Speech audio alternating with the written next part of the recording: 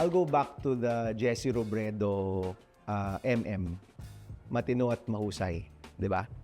I think yung pagiging matino, yung basic na hindi ka magnanakaw, yung basic na hindi ka magpapayaman ng mga kaibigan, yung pera ng bayan mapupunta sa tama, ang raming pera ng Pilipinas. We have a 6.7 trillion budget.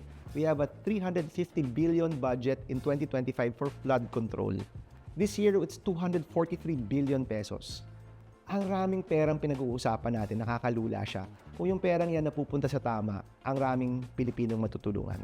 Ito mga issues natin sa kalusugan, sa edukasyon, marami dyan mabibigyan ng tamang pansin if the right funding actually gets to the right programs. So yung pagiging matino, sobrang mahalaga yan. Hindi siya pwedeng mawala. Yung pangalawang M, mahusay.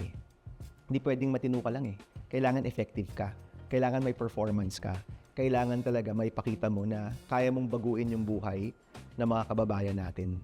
May plano ka, may track record ka, may plano ka, nagawa mo na talaga at kaya mo pang gawin.